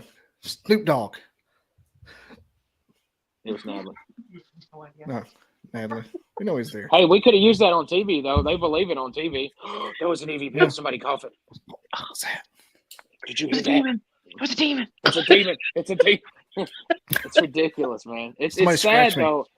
Like, we laugh about it, but it's so sad people believe it. It's so sad. Somebody scratch my calf muscle. Seriously. I want to scratch What, right on my cross. What do you think? What do you think is that? They're a What is his joke. name? Bacon. What do you think is that? I Bacon? like watching them for the entertainment purposes, and I like to watch it to where they make mistakes, and I record it, put it on TikTok. Like That I sounds caught him one therapeutic. time. Yeah, it's fun. It's a lot. When I get on the bike in the mornings, I watch Ghost Adventures and just nitpick them. Like I'll pick at them. I'm like, that's not right. You're a liar. That's fake. It's pretty fun. I mean, I think the guy's attractive, but I think that's all he's got going for him at this point. Like You when like, it you comes like those to big? You like those I big just wanna- glasses? Yeah, I just want to visit his Well, museum. I got the big glasses too, so we match. But To What me, is- I can understand it, the Hollywood of the show, Mhm. but because maybe he's like a Bigfoot guy that had one piece of good evidence and he's just trying to chase that dragon for the rest of his career. But I think it's almost excused by how legit that museum is because he's actually put thought into it. Yeah, Like he's got some really cool stuff. Yeah, I want to see that. I've never been there, but I've watched so many videos and know people that went. I'm like, man, like he's still, it's in his heart of hearts. He's still one of down to earth kind of thing. But that's another thing too that you could tell that we are real paranormal investigators. Everybody like at these paracons and things, they're like, oh, such and such is going to be there, and such is going to be there. I'm like, I have no idea who the hell that is. I don't watch the shows. I watch the shows like once in a blue moon. I get out there and do it. I don't want to watch the show. I want to be there. I don't want to watch it on TV. Yeah. So I can't watch them anymore. After talking to people like you and everybody and doing this for like over 6 months, they're fake. twice a week, talking to Mhm. people that've done this stuff. I can't watch those shows. I'm like, you're freaking just embellishing. This is stupid. Yeah. I watch it for the just hilarious part of it. I think that at Taps they do a good. I mean, they're still pretty good at that. Yeah. Shut up, Jason. They were. They're pretty good. They were scientific at first. Yeah, they're still pretty good. I think the thing is though too is that I think now they're kind of going to mainly known haunted locations because I think that that's really what the people want, and so that's what they're giving it to them. But I liked how when they first started, where they were like, no, this place isn't haunted. Let's debunk all. Like they were showing like the real stuff. They would have busts. I love that part. They would have. I watched them. They were the first ones I watched. Like Yeah. I watched Ghost Hunters before I watched anybody. So They would actually have places where they left. Like I don't think it's just a squirrel. Yeah. It was raccoon. It's okay. But you know what? That's what made it interesting because then you could see like the different aspects of ghost hunting, the different like sides of it. But I think that I think that's probably one of the only ones left. I think that it's really still doing, still scientific, still kind of telling you, and showing the stuff, but it's not, they don't show everything, obviously. They're not going to show everything. But I don't know. That's the only kind of show that I think I still watch. I mean, I'll watch the one with like Jack Osborne and. That's such a fun one. That's a fun one. Yeah. The woo-woo factor. Fun one. Yeah, I do. I like Jack Osborne with that. I would love to go on an investigation with him. He just seems like a cool dude. But they did Cribs first, and then they did what was the Osborne show? Is Sharon? Yeah, like he was on Cribs first, and that's why they did the Osborne show. Well, there it is. Sorry, I hope I didn't yell in y'all's ears. My internet dropped. Did you say? Yeah, they did it. They did. I mean, they did a few. He's been on a few shows now. Like Kelly, who I think is maybe dead. I don't know. No, she was actually on one of the shows that they did. Hey, it's on Discovery Plus. I can't remember what it is. It's I can't remember what it's called. It's basically where like he went back to his hometown and I think she was on that one. I'm pretty sure where they investigated like. I have no idea who those people are. You don't know who Ozzy and Jack and all of them are? You don't know who Ozzy Osbourne is? Oh, I know who Ozzy Osbourne is. Yeah. It's like, how do you not know who Ozzy is? He's Ozzy's like the coolest dude ever. Unknown member of the Osbourne brothers. He's the third member. Nice. A lot of people don't know that. And he bites the head off of a chicken, and just for here, I guess. I don't know. I'd pay money he eats Raisin Canes for no reason. There you go. He just destroys a plate of Raisin Cane. Yes. Next to a black bear. Yes. No, I think that black bear chopped in half on I-40. That was crazy. A what? Black bear was chopped in half on I-40. Got hit by an 18-wheeler or something. That's up on it had to be up on the yeah, it had to be Tennessee an North 18 Carolina line. Daggum, that poor bear. Take a moment of silence for the bear, please, folks. R.I.P. for Smokey. My One- mama lives up on a mountain, and you have to be careful because bears will run right out in front of your car. They had them in the ocean at the Outer Banks. I'm telling you, that place is the Montana of beaches. I've never seen anything like it. Like, I'm just fascinated by it. That's cool. This is not a beach trip. This is an outdoor trip with a beach on it. There you go. There you go. It's like the Smokies with a beach. Same people. I'm digging it. Oh yeah, you got to. I don't know. I don't think I'd want to go to the beach and be splashing around and turn around and a bear just like being in my face. I'd be like, They have wild horses too. The Spaniards drop off the horses back in the 1500s, and their descendants are still there. Oh, They wow. can't get off the Nice. island. That's cool. No, I can do the horses. I don't know about bears though. They're pretty neat. They have these horse tours. You go tearing ass in an old Hummer. They got converted to like a tour vehicle, and they jump in these sand dunes. Whoa, I'm like, this is awesome. Like, I wanted a beer halfway through it. I'm like, hell yeah. Swear it's at. I don't even care about the horses. Let's just drive faster. There you go. Hop these dunes. One thing I was going to ask you is about this. Now that we're totally off the subject of it, but what is the Rhine that you went to for that certificate? Okay, so I went to the Rhine Research Center. You can go. It's rhineonline.org. It's an online course. Yes, it's an online course. I was picturing like Hogwarts. Oh man! Well, if you're gonna if that's the school you want to kind of you compare it to, I guess it would be kind of like that. I mean, they do teach stuff about like psychic ability. They do teach how to use your intuition and how to like open yourself up psychically, how to do remote viewing and things like that. And so I guess if you want to compare it to that, you can. In my mind, it was like Hogwarts and upside down magic all rolled into one. Like everybody learned their different skills.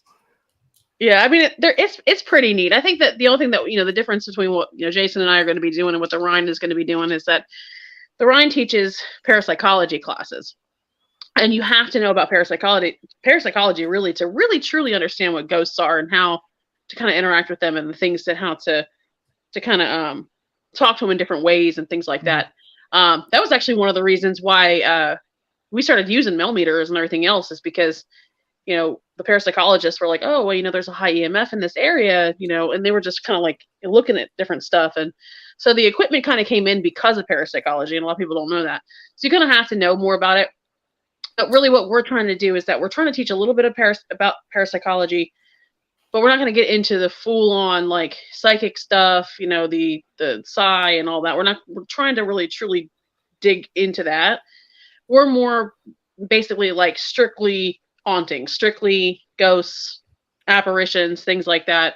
We're just we're wanting to teach people how to investigate properly, but also more on like kind of a hands-on approach because they don't have that. They don't really have that hands-on thing where you can kind of go in and do the investigations and things. We want to do the classes as we teach the parapsychology side, we teach this different aspects of it, but also do is like here's how to do the equipment, and we're going to train you properly so that way you guys can get out there, you'll be trained, that way you can know what's going on before you go into somebody's home. So we want to make sure that people are out there doing things right the right way, because there's so many clients that have messaged me. So one of them even messaged me today, and so many clients they'll just say, we've had so many people come in and they just made it worse, or they just left us, or they said it was a demon, and we know it's not a demon. This little things like that is because they don't know what they're doing. So they'll go and then because they don't know what they're doing, they stop doing home investigations altogether, and they solely focus on YouTube and media and that kind of stuff, and they really don't. It's not helping. They're not helping the clients by doing that. So that's where we're kind of at that point. But how many houses are there that's like personal hauntings? Like, do you get in a year? It seems rare, but maybe it's not. We've already had 6 since December. Really? Yeah. Yeah. I've got we just did one when was that, Natalie? Friday? That's Natalie if that was Friday. Sorry, we have a Was it train. Friday? You guys did this? I hear the train a coming. investigation? Yeah, it's like right across the street, basically. It's a ghost train. I love it. Another reason why The it's train not there in still 10 haunted. years. Yeah, about Friday. Correct. Yeah. Yeah, so yeah, we just did one Friday. Like, are they like when you go to them? Are they average age, like old houses, or is any No, not necessarily. No. built on an Indian burial ground? It's different Probably. situations. Everything in People have died Tennessee a probably house is. and stuff. Like it or not, just makes you wonder what makes a place haunted. Because some of them you see are not old, maybe the 70s. Mhm. Some of them maybe Well, like the you turn gotta- of the century. You got to think though too. It's not. Sometimes the property is haunted. Sometimes it's the person that's haunted. Sometimes it's the house. Sometimes yeah. you get residual energy, and it's just energy. There's no consciousness there at all. So it's not actually a ghost. It's just, maybe you see an apparition, but it's not actually like the spirit of the person. Yeah, So there could be a lot of residual energy in a home, and that's what you're picking up on, and it's not really actually haunted at all. you Because you have to have, can't do anything about a residual. right. Well, because you got to think that a haunting. When we're talking about hauntings, we're talking about the place where somebody frequents, right? Like the saying, it's their favorite haunt. Yeah. That saying. So The it's bar. it's like we're talking about the place that the spirit is frequenting. So it's not actually the entity within itself. So a person can be haunted, an object can be haunted, a house can be haunted. So it just depends. And that's really trying to narrow it down too. It's like, is the house haunted? Is it not haunted? Is the person haunted? Is there an object in the home that's haunted? Yeah. And there might not even be anything that's haunted. I mean, you can go into a place and they think it's haunted, but like you said, there's, pest issues. There's, water leaking under the house. There's, a live AC wire behind the wall, but, it's giving off a high EMF. And so now you're hallucinating because it's right by the head of your bed. Yeah, getting headaches all the time. Exactly. So there's all these different things that can be happening that may not be paranormal at all, and we just think that it is. Or there could be just a really high, like, geomagnetic area, or the power lines are all jacked up, or what. We just there's so many different things that could be considered paranormal, but it's actually not. So it's really about narrowing it down to see what is normal before it's paranormal, because you want to make sure that, for one, the client and their families are safe in their home. Because if you could, if you kind of eliminate every other possibility that something is haunted, you eliminate all that, then you can say, okay, now it's paranormal. Now what do we do? Who is it? How do we find out? You're going to the library, you're doing your research, you're going to the archives, you're trying to find blueprints to the house before, whenever it was built, you're doing all these different things, and you're checking the like the maps and the areas of, is there any type of, geomagnetic areas? Is there any kind of type of like limestone, quartz, Indian burial grounds, whatever, you know what I'm saying? You're checking all this different stuff. But, and, it just, I think that there's so many different things of what you can kind of get into when you're looking for hauntings, but not everything is haunted. But, here recently, like, we've been getting a lot of calls, and almost every place that we have been to thus far has had some type of haunting in it, which is kind of odd because I've not had that many, but and so like the veil's thinning on you. Yeah, it's weird. It's odd. Now we do have, now I've had clients call me and be like, I think it's haunted. I'm not sure if it's haunted, and it's not haunted at all. But then you have places that are like, you don't think that it's haunted. You'll go in, the way that they're talking to you and stuff. Like, we had this one person call us, and I did not. I was honest. I was like, I didn't think that this place was going to be haunted at all. And it was, sure enough. Like, as soon as we started investigating, the REM pod started going off, and Jason got that ghost fart on the EVP, and like weird stuff started happening. But that's what that's what I'm saying. It's like you get some odd stuff that sometimes you just don't think something is haunted. So it's never a bad idea to go and check it out, but always use your discernment. Like I had people call me and say, hey, can you come down here? But it's like if there's no witnesses, experiencing anything. You don't have multiple witnesses. There's no witnesses at all experiencing anything. You only experienced it and you experienced it one time. I'm probably not going to come down, because it might not actually be haunted. It's like, has it happened since? We're like, no. Well, how long has it happened? It's been about 6 months ago. Well, that's something that I'm probably not going to check out unless you're having something that's ongoing, and I don't mean it to be rude, but we have other clients who need us, people who have children and things like that. Yeah. So I'm not going to go and, try to check out your orb video just because, you know what I mean? Your dusty living room. Yeah. Just because, you claim it's haunted, we kind of want to know what type of experiences you have and stuff. And I always say, too, is when we're looking for evidence, we're looking for, is it in a known haunted location? Is there multiple witnesses that it's happening? Are we getting the same activity over and over and over again? So it doesn't just happen just once. I mean, this is happening over and over again. And so that's the kind of stuff that we're looking at. It's like, okay, you're having this stuff all the time. Maybe it's something we need to go check it out. So, but there's been a lot of places here recently that we've had that's been pretty haunted. Have you ever had the oh my god microfish moment where you're looking for what might be causing it and find the person that's doing it and a newspaper clipping with that person on it? What do you mean? What? Like like in the movies, they always if a house is haunted, they'll go to the library and start looking at the microfish and. Yeah. No, find, actually, the grave of the person and say, "Oh God, that's her. That's the."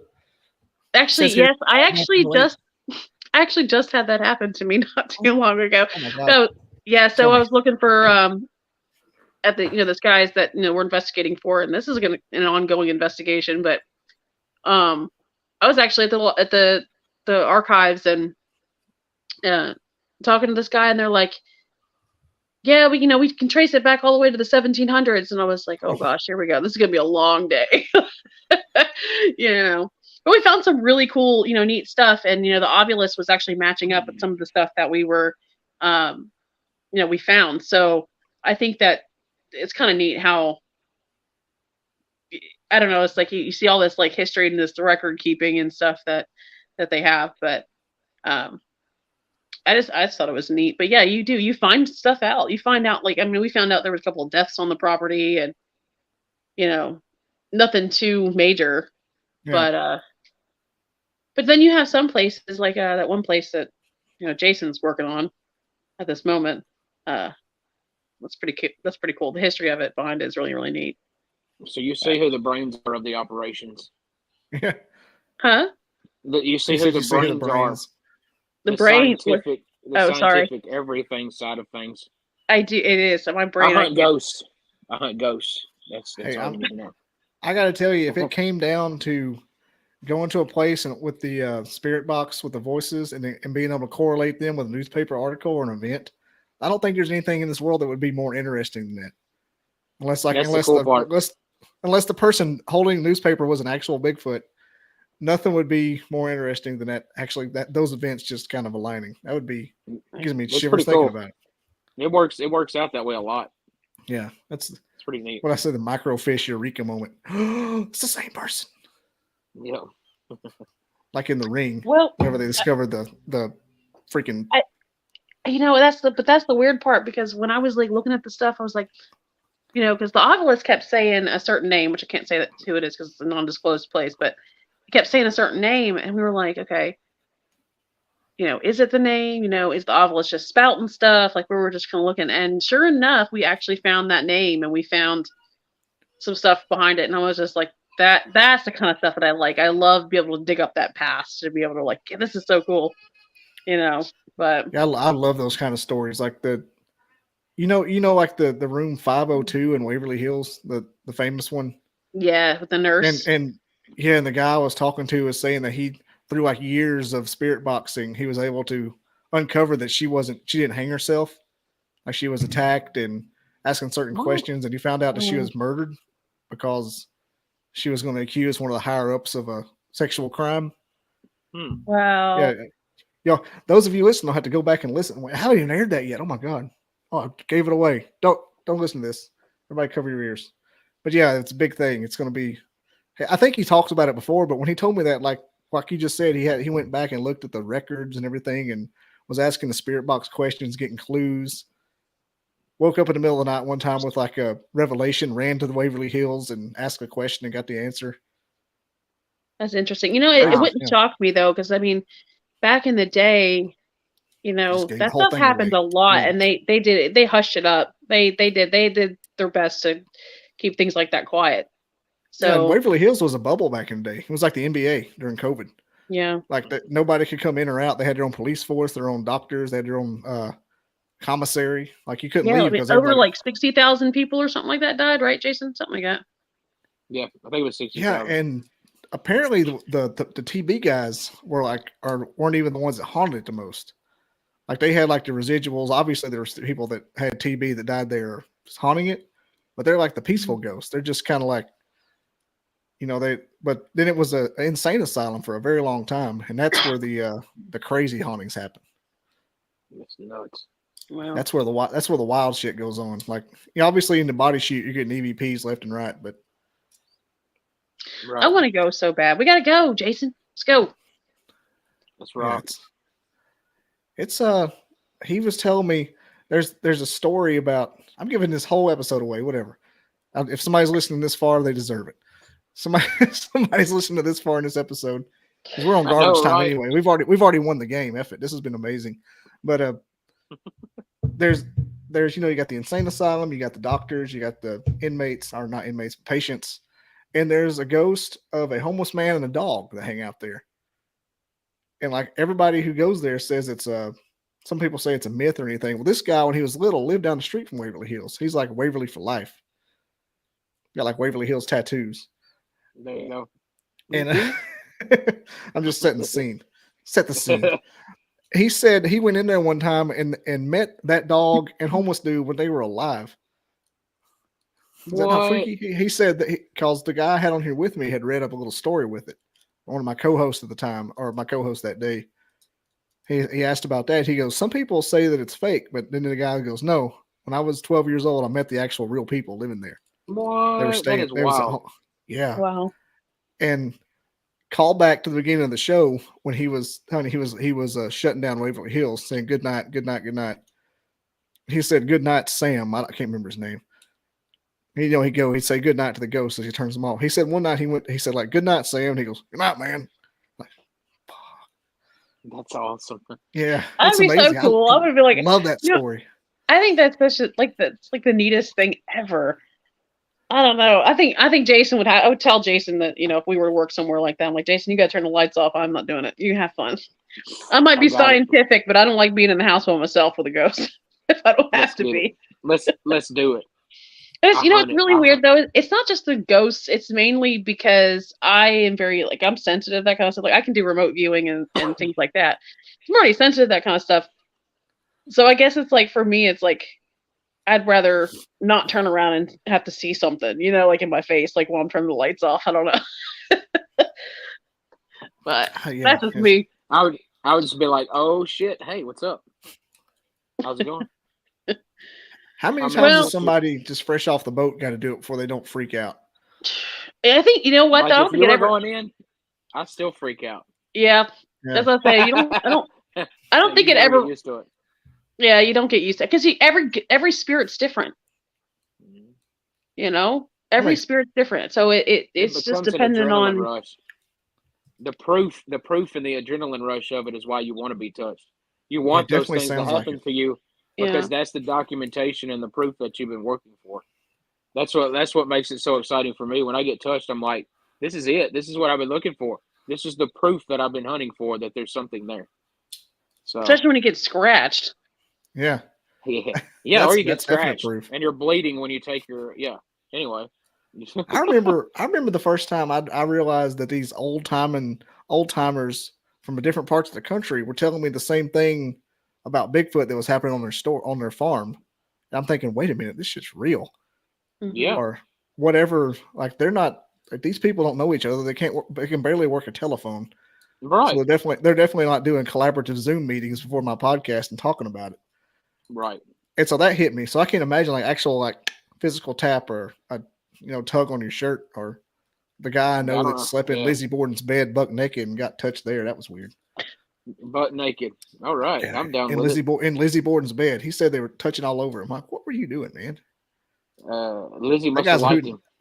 That guy's a hoot and a half. He said he reserved Lizzie Borden's house, and there was another party there, and they canceled. So he had the whole place to himself all night. So he just did Lizzie Borden bucket list. He just ran around naked through the whole house. Tom Cruised it in his underwear and his socks. He butthole the whole place.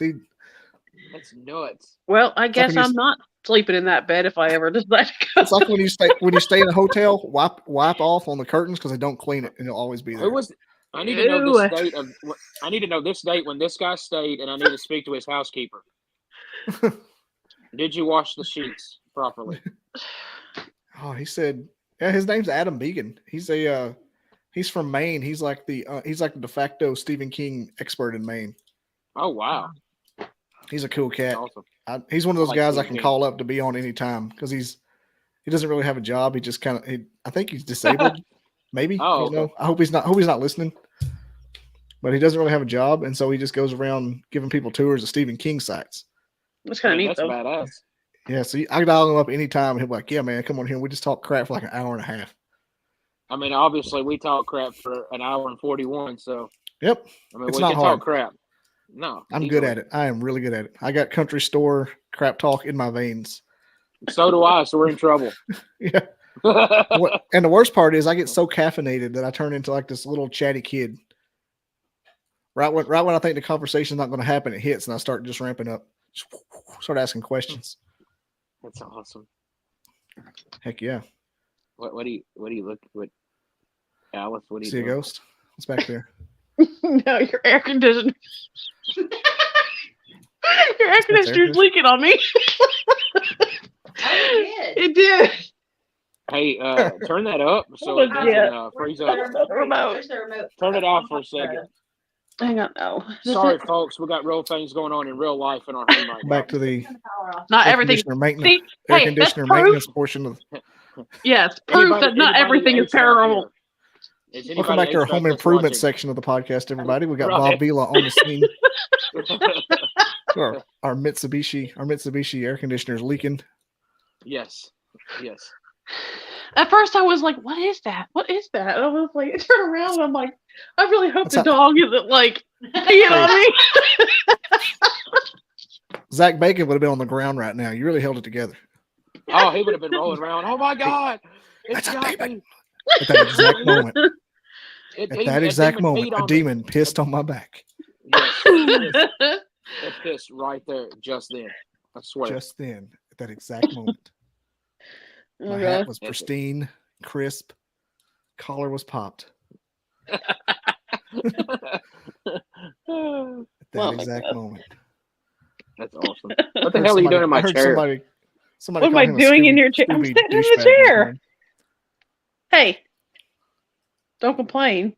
Okay. Goodness. Chair's all wet now. Anyway, so ghosts. That's what we do. I don't even know what's happening. Oh my gosh. Ghost hunting is what we do. Yeah. Hunting ghost. Talk about everything else in the world, but hunt ghost on the side. Air conditioning maintenance, basic HVAC. Yes. Preventative. It's like a tech school. I mean, look at Taps, man. They did plumbing. Maybe we could do HVAC. Yeah. Yeah, right. Well, isn't there intro them like in a plumbing van? Yeah. We could collab. We could be in an HVAC van and they could be in a plumbing van. Oh my God. Not only can we service your utilities, we can also service your ghost problem. Give us a call. Remember the Daffy Duck, Porky Pig ghost hunting movie that came out a long time ago? Yes. Yeah, that was funny. That was a really good movie. Roto Rooter. Roto Rooter, yes. Call Roto Rooter. Yeah, call Roto Rooter. I remember that. That's a good movie. I used to rent that from the Scottsboro Foodland. Really? Yeah, that video had a video rental place in there. I had to rent Good that old one move. twice a week. Good old movie rentals. Kids won't understand, man. Nope. Kids don't understand. Back in my day, We you had didn't to have be cell kind. phones. You had to be kind and rewind. Exactly. You couldn't just be a nice person. You had to prove it. Exactly. You couldn't just be Oh, saved man. by grace. You had to be saved by works. Right. Thanks, There was technology. there was a Family Guy episode the other night that they were going on a family trip to find the last blockbuster, so Peter can return a VHS he found. He took it back and he said, the guy said, you owe some money. And he said, okay. He said, you just I need to return this and pay the fee. And he goes, what is it, like 75 cents, $50? The guy goes, it's $48,575. He goes, huh. And he goes, did you rewind it? They get in the car, drive all the way back to Quahog, rewind it, drive all the way back. But anyway, that reminded me of the video. Like it's the last blockbuster in the show. It was just hilarious. So I've seen that one. it's a good one. Cool. So, well, Alice, What else you got? We'll wrap up here in a second if you want to. I mean, we can come back on and talk again sometime. I'm just listening to you two talk about Blockbuster and. Hey, now he's gonna hook up watched with the me. We're gonna special talk on it? about all of it on Huh? Blockbuster. yeah, the last blockbuster in Oregon, I think. I need to watch it. I haven't seen It's it. pretty wild. They sell T-shirts. Do they really? Mm-hmm. It's awesome. It's creepy because you walk in there and it's a blockbuster. Like, oh my god, this feels like the '90s. I probably still owe them like $700. I don't think I owe him anything. I think I owe Captive Video some money.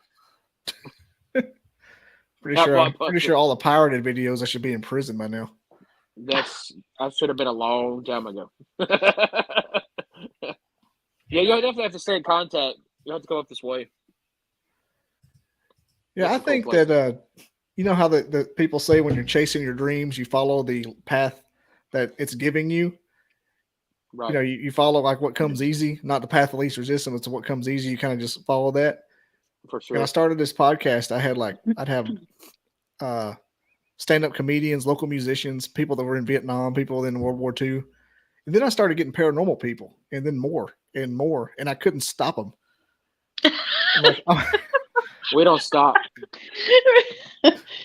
the only group that I can get to come on here as much as paranormal people, I'm talking about in comparison at all, even just to make the Venn diagram, is paleontologist. I'm okay with that too. Yeah, because I love cool. paleontology as well. I like Jurassic Yeah, Park. that would be cool. Yeah. Well, Anyway. one of my guests was a doctorate student under the main technical advisor for Jurassic Park. What? That's cool. So I didn't want to let him go. No, not at all. We talked for freaking ever.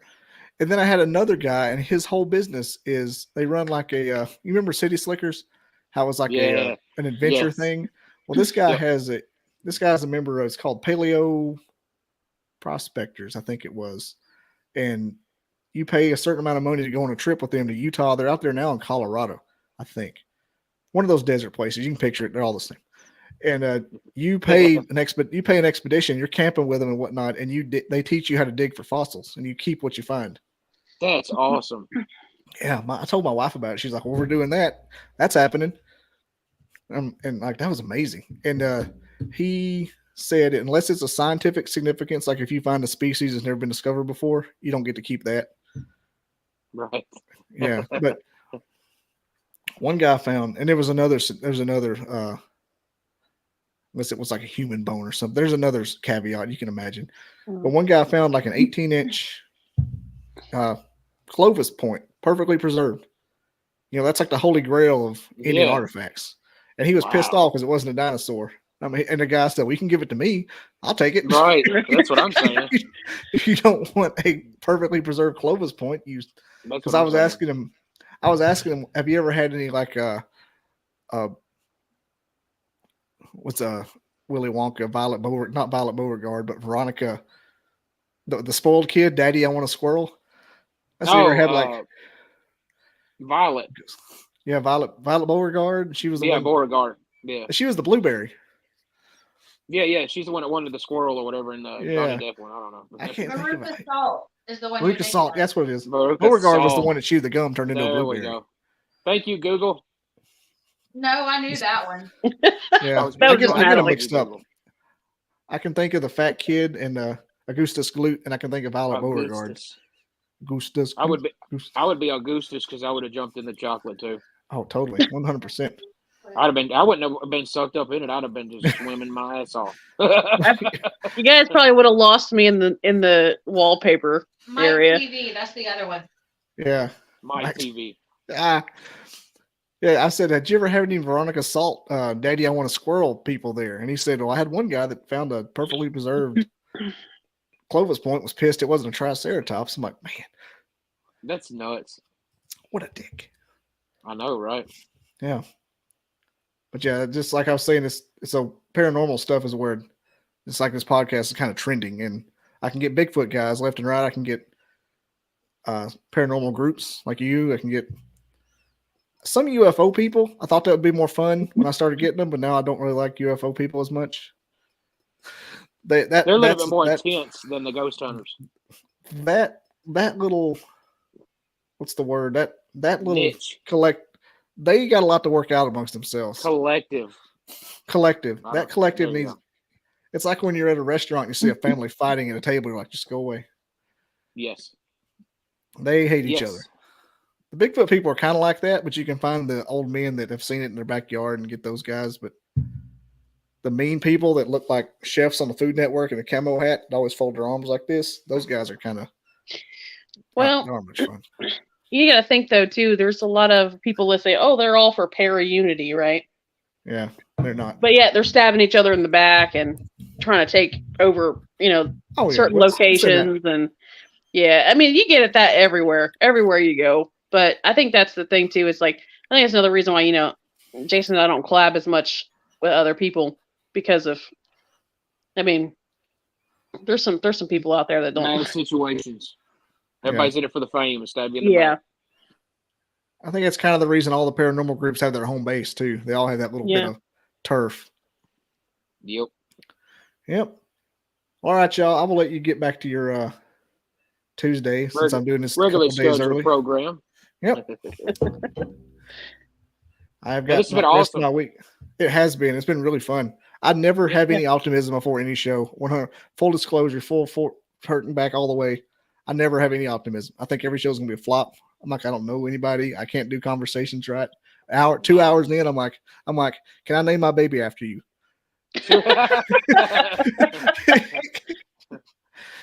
This is Get That Ghost Junior. Yeah, this is Get That Ghost /AL. Hey, Tennessee. dude, I actually thought about, once we start training people, I actually thought about having chapters. Yep. Like that would be cool. Like a Get That Ghost Alabama, Get That Ghost Georgia, Oh, just to that'd be- have the right people and the right places. Yeah, that'd be the shit. That would be the shit. Maybe I need to get my act together and do some of this because I bet I'd be good at it. I'm just weary enough not to overstep my. Now, I'm not going to go in there and guns a-blazing and try to, like, if anything evil needs to come hit me right now. I bet you won't hit me. You need to come up our way. We'll show you how to do it. Yeah. We'll teach you how to do a lot of different stuff and methods we use that people don't. I definitely will. I got about a half a dozen guys who I need to go hang out with, and I think you just made the There you list. go. Appreciate it. Yeah. Cool. I'm on the list now. I'm just another one. There you go. Put that list on the list. There you go. All right. Thanks for watching, everybody. Thanks for being on. Yeah, thank you guys. Thank you, Alice, guys. Jason, and Natalie in the background being Jamie from Joe Rogan for us. Yes. Pull that up, Natalie. Thanks. So yeah, hey, y'all have anything you want to hawk real quick? Websites? I put it all in the description, but anything else? Get That Ghost Tennessee Facebook, Sunset Paranormal Facebook. It's all, if you go to all in the the description. There Yeah. you go. Nope. That's it. The link earlier, I was going to join. Yeah. but I don't Oh, well, sunsetparanormal.com too. Once we get the classes put up, you'll be able to Oh yeah. purchase the classes online on sunsetparanormal.com. And then another thing too is that everything that we're going to be doing, Sunset is going to be doing anytime you get like you want an investigation or anything like that kind of stuff. Because I work with Jason, I'm going to be like Sunset's basically going to be doing like mainly the not the investigation part, but the teaching part, and then Get That Ghost is going to be doing the investigation part. You get to meet me. Yeah, so it gets a little confusing, but you're going to get basically best of both worlds there. It's like branches of government. Yeah, Yes. exactly. All right, everybody, check out those links, and thanks for watching. Subscribe and share. For the love of God, I gotta quit my job and do this for a living. There you go. Yeah. Thanks. Thanks, guys. Thank you.